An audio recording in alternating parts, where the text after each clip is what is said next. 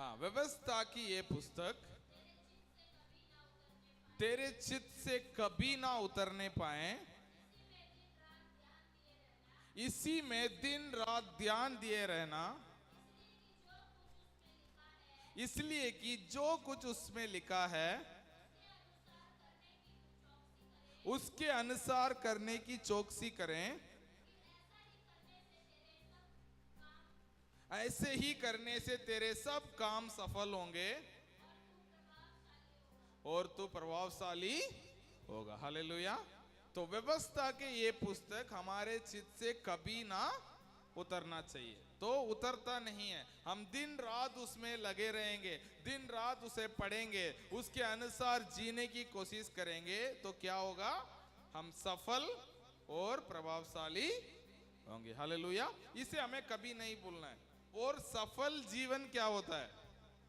एक सफल और एक समृद्ध जीवन क्या होता है, वो मैंने बताया था कि वचन संहिता अध्याय 1 का 3 पढ़िए।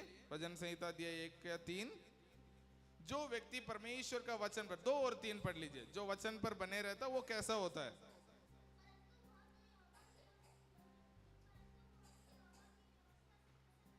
हाँ, प्रसन्न रहता है, उसके व्यवस्था पर दिन रात ध्यान दिए रहता है। हाँ, वो व्यक्ति किसके समान है? हाँ, वो उस वृक्ष के समान है, हाँ, जो बहते नालियों के किनारे लगाया जाता है। हाँ, अपने ऋतु में वो फल देता है। हाँ, जिसके पत्ते कभी मुरझाते नहीं।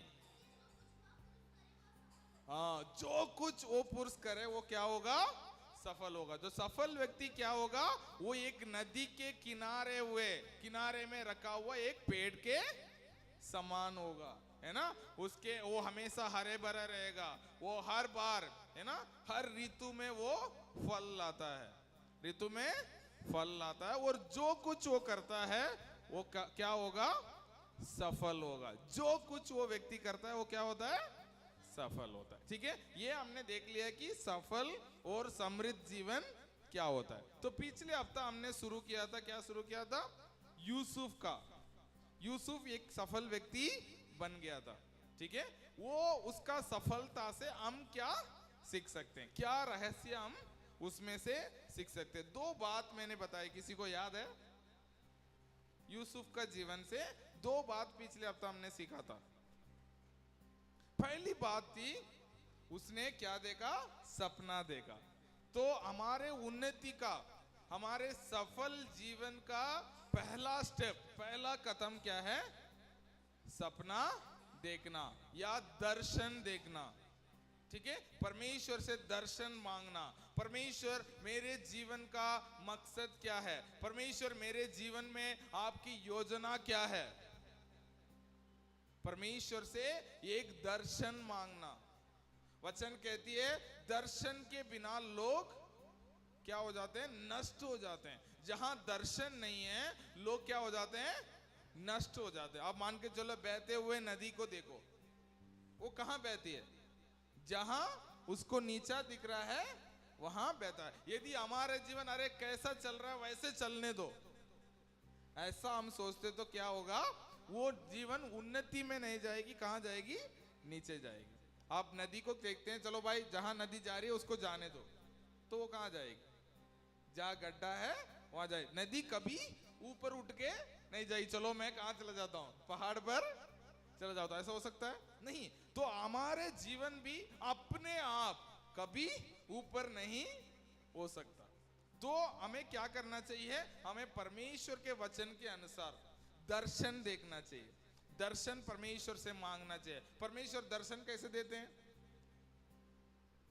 सपने के द्वारा दे सकते हैं। ठीक है, जैसे यूसुफ को जीवन को हम देखते हैं तो उसने क्या देखा? सपना देखा। कितने बार देखा? 2 बार देखा, है ना। कई बार हमें लगता है अरे मैंने सपना देखा, ये सच में परमेश्वर ने दिया है नहीं दिया, कैसे पता चलेगा? अरे ये तो ऐसे ही आया होगा। कई लोग क्या करते हैं? सोते हैं, उठते हैं, सपना भूल जाते हैं। भूल जाते नहीं भूल जाते? अरे कल क्या हुआ पता ही नहीं। हाँ, बुरी सपना को हमें भूल जाना चाहिए।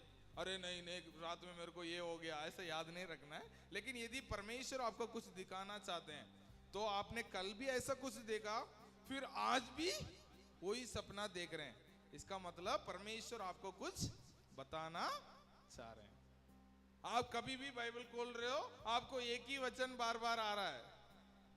आप यहां भी सुन रहे हो, बाहर कहीं भी सुन रहे हो, आपको एक ही वचन मिल रहा है। इसका मतलब क्या है? ये वचन आपके लिए है, ये वचन आपके लिए है। परमेश्वर ने ये वचन आपके लिए दिया है, इसे क्या करना पड़ेगा? अपनाना पड़ेगा। तो यूसुफ ने क्या किया? उनको एक सपना परमेश्वर ने दिया, उसको दोबारा दिखाया। पहला सपने में भी क्या है?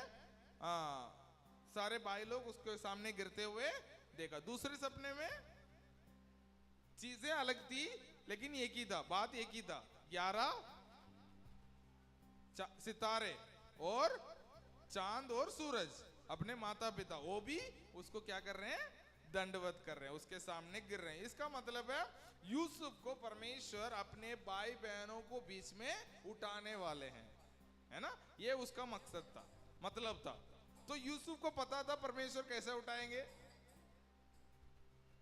पता था? नहीं पता था। वो क्या बनेगा यूसुफ को पता था? नहीं पता था। लेकिन इतना पता था परमेश्वर मेरे परिवार के बीच में मुझे क्या करेंगे? ऊंचा उठाएंगे। ये यूसुफ को पक्का पता था। कई बार परमेश्वर हमें पूरा कहानी नहीं बताते हैं। परमेश्वर क्या करते हैं? क्या तुम होगे वो बताते हैं। आप कैसे होंगे वो कभी नहीं बताते। आपका उसके लिए क्या कितना समय लगेगा वो कभी नहीं बताते हैं। और आप कैसे होंगे वो भी कभी नहीं बताते। लेकिन परमेश्वर का वचन हमेशा हमें बताती है कि हम कैसे होंगे। ठीक है? अभी एक व्यक्ति परमेश्वर का वचन को दिन रात अध्ययन करता है, दिन रात उसमें ध्यान दिया रहता है, उसका अंत कैसे होगा? हमने पढ़ा था आज, उस व्यक्ति सफल होगा। उसकी सफलता को इस दुनिया के कोई भी ऐसा ताकत है उसके सफलता को रोक दे। क्यों? क्योंकि परमेश्वर का वचन कहती है यदि कोई व्यक्ति दिन रात उसके वचन पर लगे रहता है तो वो क्या होगा? सफल होगा। तो इसका अंत तो आपको पता चल गया। यदि आप परमेश्वर का वचन में मन लगाते हैं, परमेश्वर के वचन को दिन रात आप लगे रहते हैं, उसमें ध्यान दिए रहेंगे, आपका जीवन क्या होगा? सफल होगा।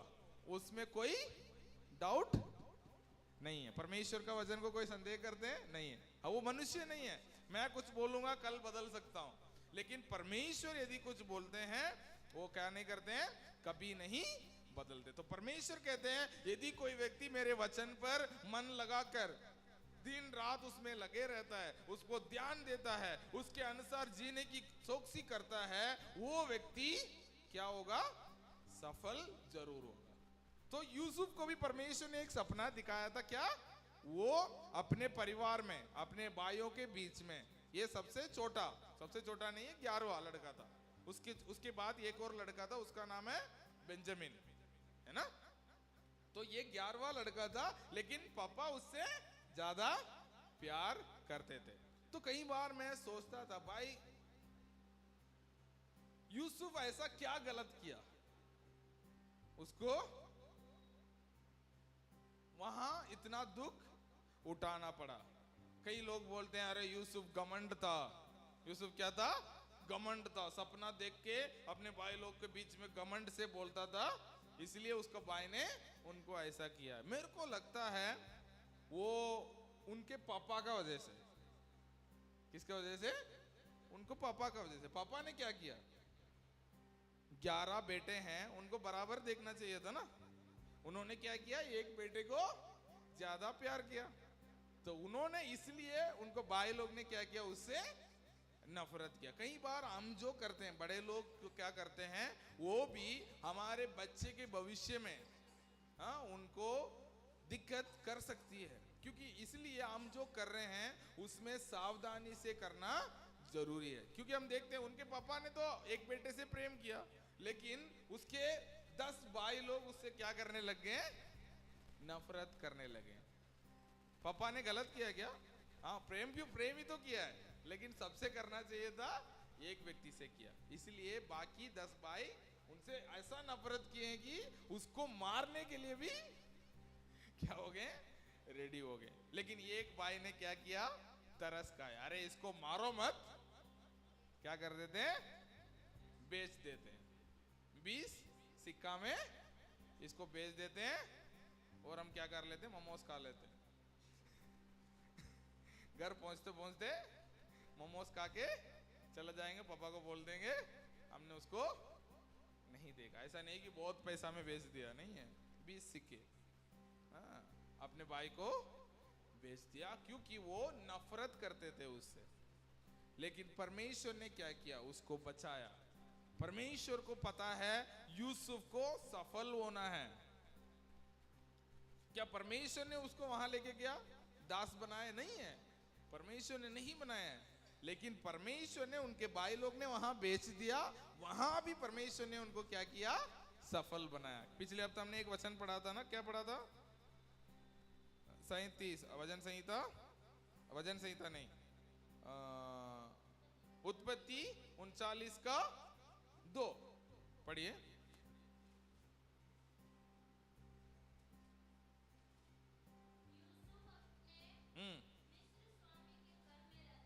हाँ, यूसुफ अपने मिस्र स्वामी के घर में रहता था। हाँ, हालेलुया। यूसुफ अपने स्वामी के घर था। कैसे था? दास बन के, गुलाम बन के अपने स्वामी के घर में था। लेकिन क्या होगा? लेकिन परमेश्वर उसके साथ थे। उसके भाई लोग ने चालाकी करके उसको बेच दिए, उसको गुलाम बना दिए, लेकिन परमेश्वर उनको छोड़ा नहीं छोड़ा। परमेश्वर ने उनको नहीं छोड़ा। परमेश्वर ने क्या किया? उनके साथ रहा और उन्हें क्या किया? भाग्यवान बनाया। क्या बनाया? भाग्यवान बनाया। ठीक है, तो वो ये सब हमने पिछले हफ्ते देखा था। तो इसका मतलब जीवन में हमें आगे बढ़ना है, हमें जीवन में सफल होना है, हमें जीवन में एक समृद्ध व्यक्ति बनना है, तो पहला क्या होना चाहिए? दर्शन। क्या होना चाहिए? दर्शन। क्या होना चाहिए? हाँ बोलिए, क्या होना चाहिए? दर्शन या सपना, आपका गोल जीवन में आपको क्या होना चाहिए। यदि आपको नहीं पता है तो क्या क्या करना चाहिए? ढूंढना चाहिए। कहां से? गली में नहीं है, परमेश्वर का वचन में। कहां ढूंढना चाहिए? परमेश्वर का वचन में। परमेश्वर ने एक वचन आपको दे दिया, मैं तुम्हें सर बनाऊंगा, पूछ नहीं। तो आपको क्या कर लेना चाहिए? उस वचन को पकड़ लेना चाहिए। परमेश्वर, मैं एक ऊंचा स्थान में अपने जीवन पर रहूंगा। जब कभी वचन प्रचार किया जाता है, और उस वचन से आपके लिए क्या है, मेरे जीवन के लिए परमेश्वर क्या बात करते हैं, उसको ले लेना चाहिए, उसे आपका दर्शन बना देना चाहिए। मेरा दर्शन है बहुत सारे लोगों को परमेश्वर में लाना। हाँ, ये बहुत सारे लोगों को परमेश्वर में लाना, उनको परमेश्वर का वचन को सिखाना। हाँ, हजारों लोग मैं देख रहा हूं, अपने विश्वास के आंखों से देख रहा हूं। अभी 10 लोग हैं, हाँ, लेकिन मेरा विश्वास के आंख से देख रहा हूं, मैं 1000 लोगों को मैं प्रचार कर रहा हूं। ये मेरा दर्शन है। परमेश्वर ने इसलिए मुझे बुलाया है, परमेश्वर ने अपने वचन से मुझे बात की है। मैं आजकल उसे मेरे विश्वास के आंखों से देखता हूं। आज छोटा सा एक कमरा दिख रहा है, लेकिन ये ऐसा नहीं रहेगा। लेकिन मुझे भी नहीं पता है वो कैसे होगा, कब होगा, मुझे नहीं पता है। लेकिन एक चीज मुझे पता है, हम इस जगह में हमेशा के लिए नहीं रहने वाले हैं। हम उन्नति पे उन्नति होते रहेंगे, क्योंकि मैं विश्वास करता हूं मेरे साथ कौन है? परमेश्वर है। वही परमेश्वर किसके साथ भी है? आपके साथ भी है। हालेलुया। तो आपको पहला चीज क्या होना चाहिए? एक दर्शन होना चाहिए।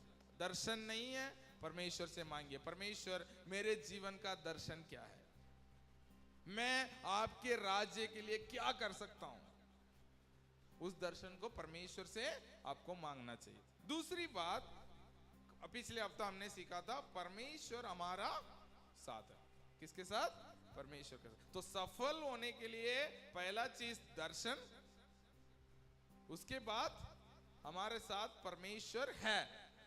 हमने कहां खत्म किया था? मेरे साथ परमेश्वर है, मैं सफल व्यक्ति हूं। अभी सफलता आपको दिख रही है नहीं दिख रही है उससे मतलब नहीं है, लेकिन आपको सफलता दिख रही है नहीं दिख रही है। यहां क्या लिखा है? यूसुफ दास्तों में था फिर भी क्या था? भाग्यवान था। आपके परिस्थिति अभी कुछ भी क्यों ना हो, आप किस छोटे से घर में क्यों ना रहते हो, लेकिन फिर भी आप क्या है? एक सफल व्यक्ति है। क्यों? क्योंकि परमेश्वर हमारे साथ है। हालेलुया। यदि इसे आपने अपने मन में ठान लिया, आपको सफल व्यक्ति बनने से कोई नहीं रोक सकता। ये मेरा भविष्यवाणी है। यदि आपने आपके मन में ठान लिया परमेश्वर मेरे साथ है, मैं एक सफल व्यक्ति बनूंगा, आपको इस दुनिया में ऐसा कोई शक्ति नहीं है आपको रोक दे आपको सफल व्यक्ति बनने से। क्योंकि आपके साथ कौन है? राजाओं का राजा, सर्वशक्तिमान परमेश्वर कौन है? आपके साथ है। लेकिन आज अगला पहलू में हम जा रहे हैं, वो है उसका प्रक्रिया। सफल व्यक्ति बनने का एक प्रक्रिया होता है। क्या होता है? प्रक्रिया होता है। इंग्लिश में हम कहते तो प्रोसेस। क्या होता है? प्रोसेस। आज हमने वचन सुना, कल सफल व्यक्ति बन जाएंगे, ऐसा हो सकता है? ऐसा नहीं हो सकता। कोई भी व्यक्ति एक दिन में सफल व्यक्ति नहीं हो सकता। यदि सफल व्यक्ति हो जाता तो क्या होता? यूसुफ कितना साल का था? पिछले हफ्ता हमने देखा था 17 साल। कितना साल का था? 17 साल का था। तो उस समय में परमेश्वर ने चलो तुम सफल होंगे ऐसा बोल के उसको राजा बना देगा, तो क्या होता? क्या यूसुफ उस पूरे राज को राज कर सकता? नहीं है। उसको नहीं पता है मिस्र लोग को कैसे राज करना है। कहां सीखा? पोतीफर के घर में। जिस घर में ये गुलाम बन के गया था, तो उसके मालिक के आंखों में उसको क्या मिली? अनुग्रह मिली। वचन कहती है 39:3 में देखिए।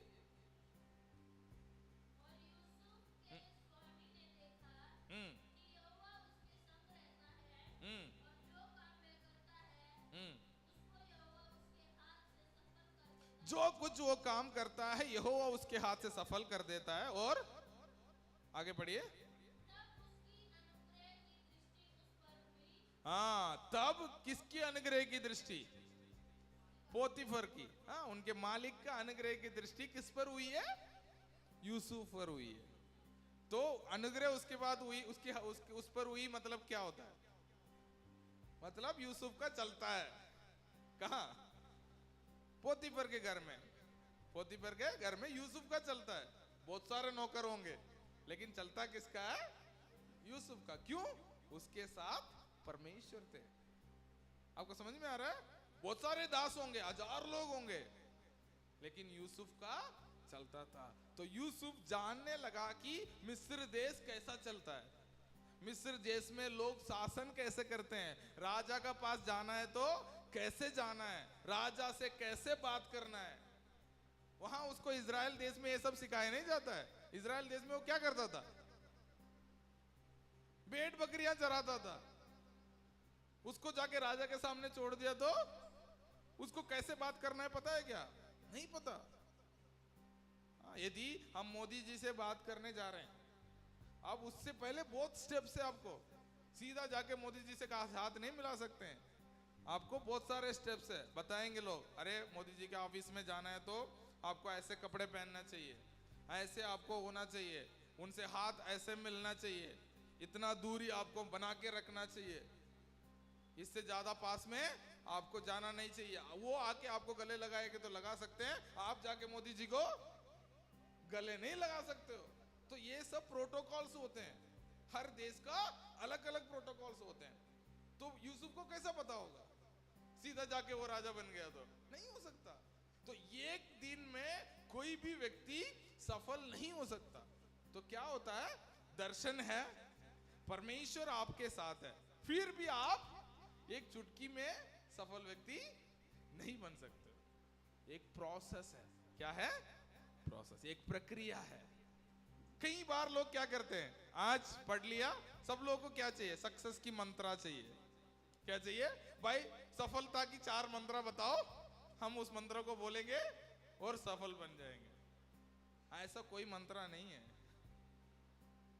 सफलता के लिए हमें क्या करना पड़ेगा, उस प्रक्रिया पर आपको चलना पड़ेगा। कितना समय लगेगी, उस प्रक्रिया पर हमें क्या करना पड़ेगा, चलना पड़ेगा। कई लोग बोलते हैं परमेश्वर अनपढ़ों को चुनते हैं, योग्य नहीं है उनको चुनते हैं, उनको क्या कर लेते हैं, क्या बना देते हैं, उनको राजा बना देते हैं। अच्छा नहीं है, मतलब ऐसा नहीं है कि योग्य अयोग्य को परमेश्वर ने बुलाया और उनको ऐसे राजा बना दिया, नहीं है। परमेश्वर उनको क्या करता है, पहले योग्य बनाता है। अयोग्य को पहले योग्य बनाता है, उसके बाद वो सफल होता है। ऐसा नहीं कि कल परमेश्वर ने किसी को अनपढ़ को राजा बना दिया, कोई आके उससे जाके बोल रहे हो, उसको क्या करना पड़ेगा, राजाओं के साथ बात करना पड़ेगा। हाँ, राजा बन गया तो अगले देश के राजा आएगा, अगले देश के प्रधानमंत्री आएंगे, उनसे बात करना पड़ेगा। तो अपने आप को उसके लिए तैयारी करना पड़ेगा। हमारे देश में प्रधानमंत्री बनने के लिए कोई स्टेप्स है, अचानक कोई भी आके प्रधानमंत्री नहीं बन सकता। पहले विधायक होना चाहिए, उसके बाद मुख्यमंत्री होना चाहिए, फिर उसके बाद वो क्या बनते हैं, प्रधानमंत्री बनते हैं। स्टेप्स होते हैं, प्रोसेस होते हैं। सीधा आके कोई भी एक दिन में नहीं बन सकता। मोदी जी प्रधानमंत्री बनने से पहले 3 बार गुजरात में मुख्यमंत्री थे, उसके बाद उनको मौका मिलता है। मनमोहन सिंह जी कई साल से वो क्या मंत्री थे, फाइनेंस मिनिस्टर थे, उसके बाद उनको मौका मिला प्रधानमंत्री बनने के लिए। मतलब कोई भी व्यक्ति को आप अचानक ये नहीं देख सकते। अब्दुल कलाम जी, हाँ, अरे बहुत बड़ा महान व्यक्ति है, एक दिन में बन गए क्या? नहीं है। उनका यात्रा आसान यात्रा नहीं है, साइकिल में चलते थे। परमेश्वर ने उनको क्या बनाया, राष्ट्रपति बनाया। मतलब उनका प्रोसेस था। तो उस प्रोसेस में हमें क्या करना चाहिए, उस प्रक्रिया में हमें क्या करना चाहिए, धीरज धरना चाहिए। लोग शुरू में क्या कर लेते हैं, हार मान लेते हैं। यदि यूसुफ ने बोला, अरे परमेश्वर ने सपना वो दिखाया, बनाया क्या, गुलाम, वहां छोड़ के उन्होंने छोड़ दिया, तो क्या होता, वो जिंदगी भर वहां गुलाम ही रहता। लेकिन यूसुफ ने क्या किया, वहां अपने काम को विश्वास योग्यता के साथ किया। भले गुलाम ही था, फिर भी क्या किया, परमेश्वर के अनुग्रह के अनुसार उन्होंने क्या करता था, उस काम को अच्छे तरीके से वो करता था। तो क्या हुआ, वो सफल है ना। हम देखेंगे आगे, ठीक है। एक वचन पढ़िए, पहला कुरिन्थियों अध्याय 1 का 27 से 29 तक। 27 से 29 तक।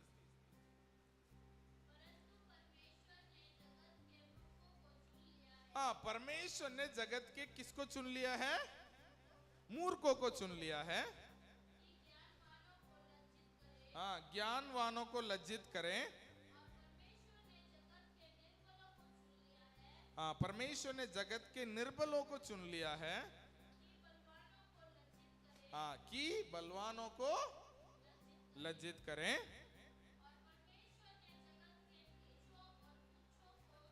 हाँ, जगत के नीचों को और तुझों को, हाँ, जो है भी नहीं, उनको भी चुन लिया है। व्यर्थ ठहराए। हाँ, ताकि कोई भी परमेश्वर के सामने क्या ना करने पाए, घमंड ना करने पाए। परमेश्वर ने क्या है, मूर्खों को चुनते हैं। परमेश्वर किसको चुनते हैं, इधर इधर सुनो, इधर इधर, हेलो। परमेश्वर किसको चुनते हैं, मूर्खों को, तुच्छों को, जिसको कुछ भी नहीं आता है, उनको चुनते हैं। और किसको लज्जित करने के लिए, बुद्धिमानों को। यदि हम यूसुफ को देखो, जीवन को देखते हैं, वो कौन था?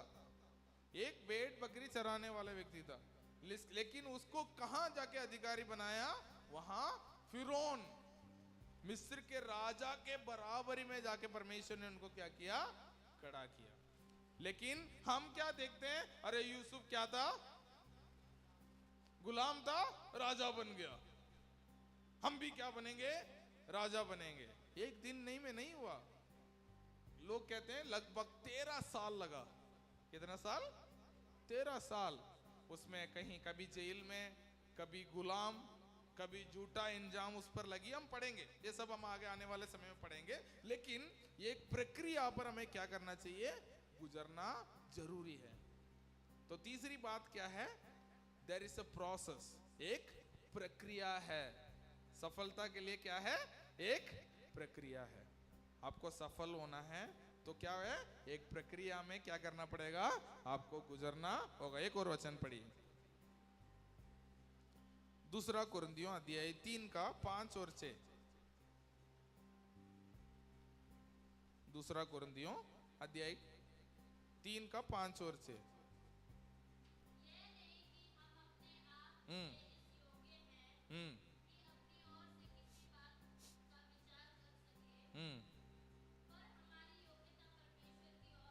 हम्म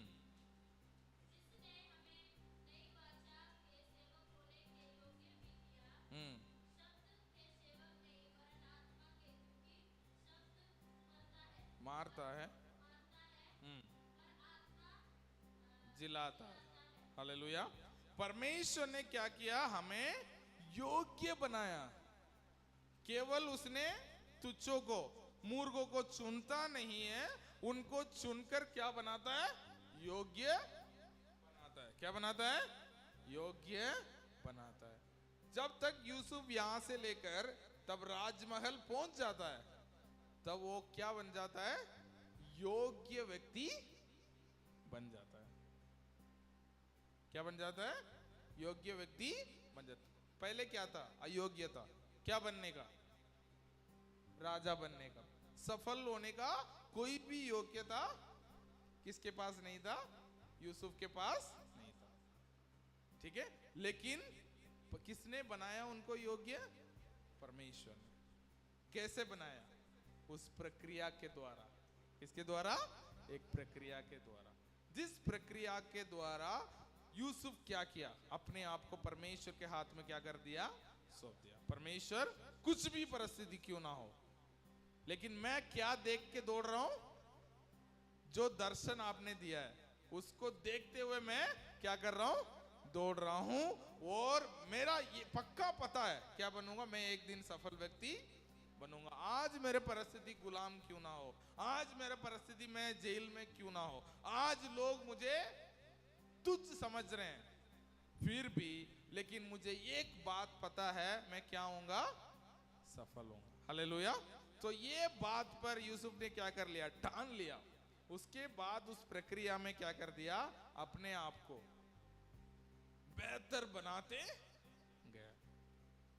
गुलाम था, थोड़ा बहुत अपने मालिक के अनुग्रह मिलने लगी, तब दूसरा प्रॉब्लम आ गई।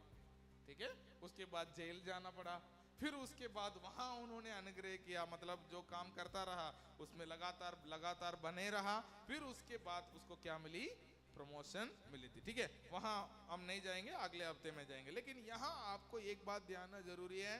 तीसरी बात है, पहली बात दर्शन, दूसरी बात परमेश्वर आपको साथ होना, तीसरी बात उस प्रक्रिया के लिए अपने आप को क्या करना? तैयारी करना। किस प्रक्रिया के लिए?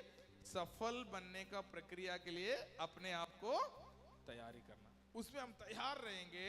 हमें क्या, किस यात्रा में है?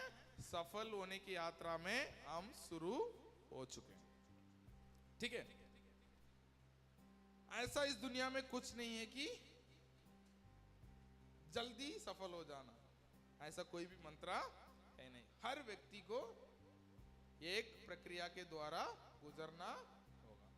चाहे वो अनिल अंबानी हो, अदानी हो, टाटा हो, कोई भी कंपनी आज आप इतना बड़ा देख रहे हो, उन सबको क्या करना पड़ी? एक प्रक्रिया के द्वारा गुजरना पड़ा।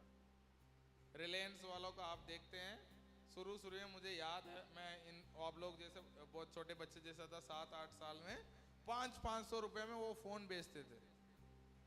आपको याद है कि नहीं पता नहीं, पोस्ट पेड का छोटा सा फोन हुआ करता था, वो 500-500 रुपए में बेचते थे। तो हमारे पापा खरीद लिया और बहुत सारे लोग खरीदे हैं, कई सारे लोग 20,000-30,000 में बात कर लिए।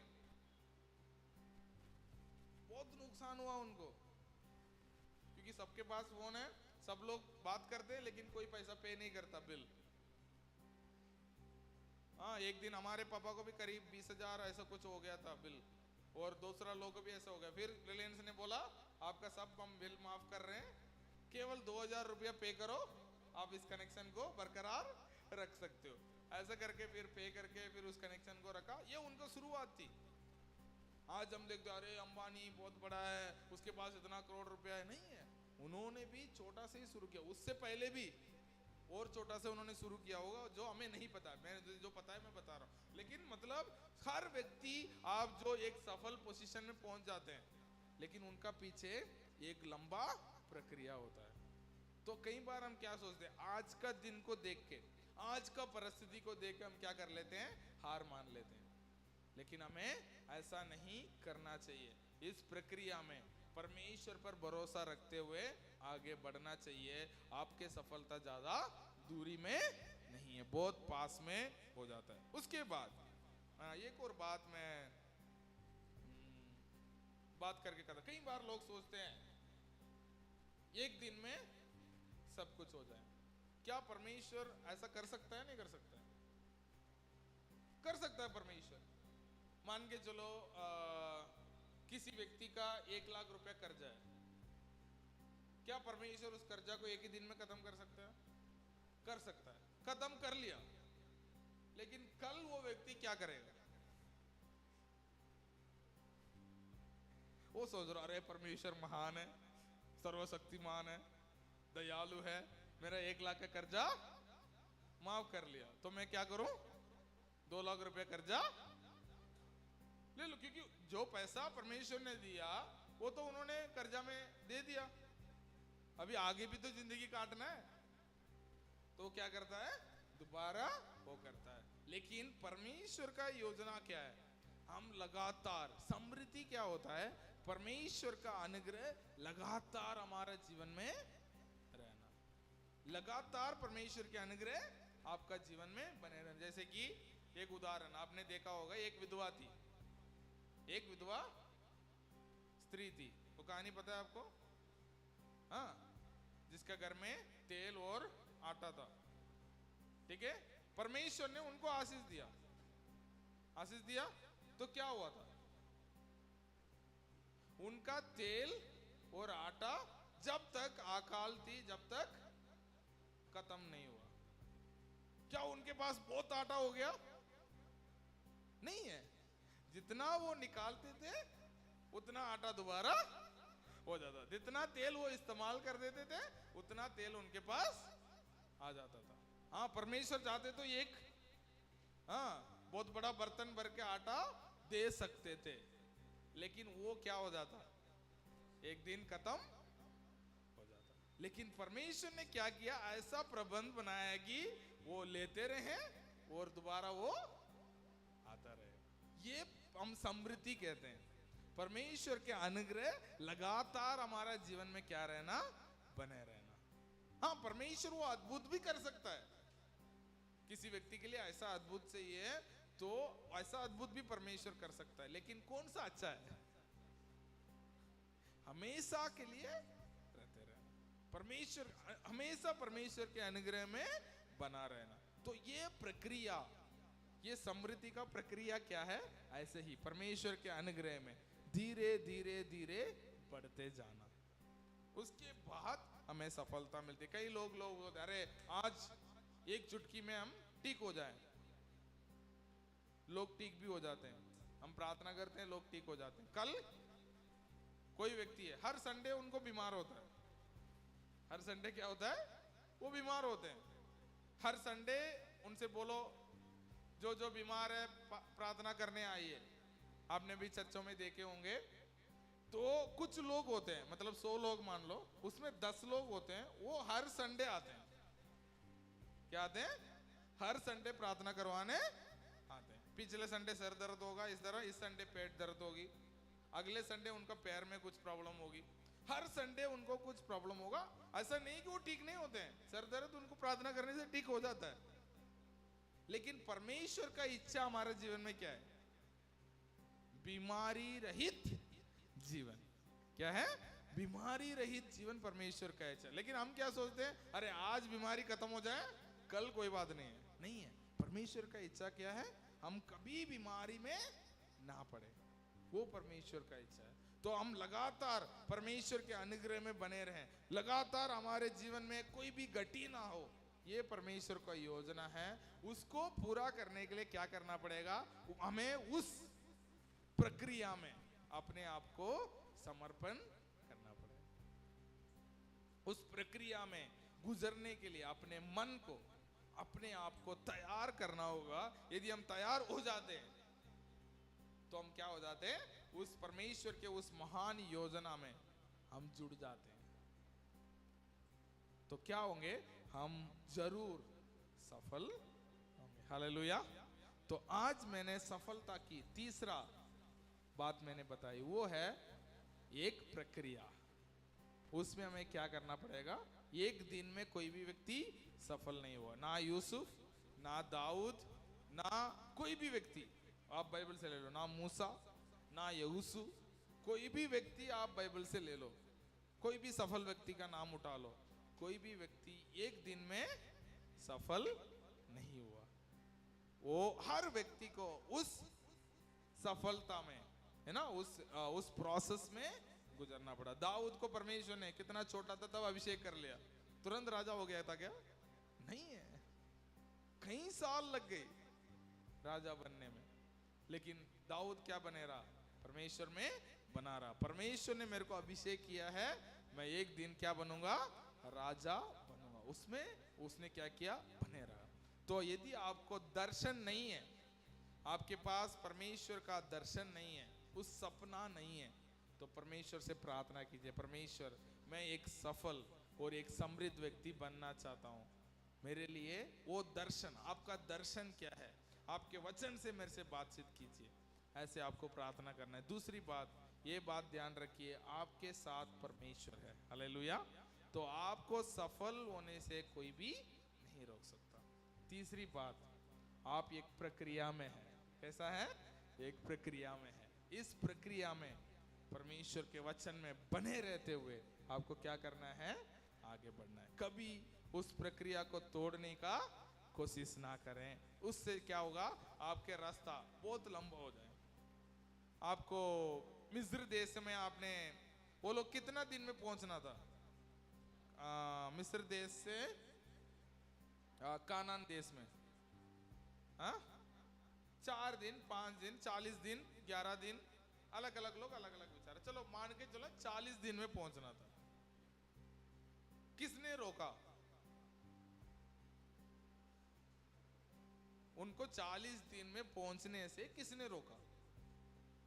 परमेश्वर ने? नहीं है। परमेश्वर तो चाहते हैं कि भाई तुम एक एक उसको पार करते, लाल समुद्र पार कर लिया, जंगल पार करो, दूसरे देश को पार करो, तुम सीधा पहुंचो। लेकिन उन्होंने उस प्रक्रिया में परमेश्वर का साथ नहीं दिया। उन्होंने क्या बोला? नहीं, हम तो नहीं मानेंगे। हर बार कोई प्रॉब्लम आती है, वो क्या करते हैं? परमेश्वर को संदेह करते हैं। अरे हमें मारने के लिए लेके आया इधर, हम तो वहां ठीक थे मिस्र देश में। तो परमेश्वर बोला चलो थोड़ा दिन और रहो।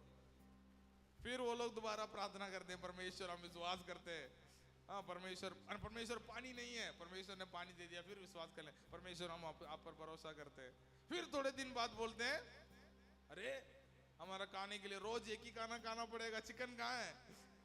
फिर बोलते हैं, फिर परमेश्वर बोलते हैं थोड़ा दिन और रहो। ऐसा करते करते 40 दिन हो गया, क्योंकि हर बार वो क्या करते, उस प्रक्रिया को तोड़ देते। परमेश्वर बोला चलो अगला 10 दिन में इनको पहुंचा देता हूं। फिर दोबारा वो मोड़ के बोलते हैं अरे हमें नहीं जाना है, हमें मिस्र देश जाना है। परमेश्वर बोला चलो दोबारा शुरू करो। कैसे ना कैसे करके उस प्रक्रिया को आपको पूरा करना पड़ेगा। यदि आप बोलते नहीं नहीं हम वापस जा रहे हैं, फिर दोबारा उस प्रोसेस को क्या करना पड़ेगा। कई बार विश्वासी लोगों का जीवन क्या होता है, आज दोबारा, कल दोबारा, बार बार उस प्रक्रिया को शुरू से शुरू करते हैं, शुरू से शुरू करते हैं। यदि कोई आप देखते होंगे पियकड़ लोग हैं, हाँ, पीने के बाद बोलते हैं कल से नहीं पीऊंगा, और पूरे दिन नहीं पिएंगे, फिर शाम आते ही दोबारा शुरू, फिर पी के खत्म होने के बाद, टन होने के बाद, अरे कल से मैं नहीं पीऊंगा।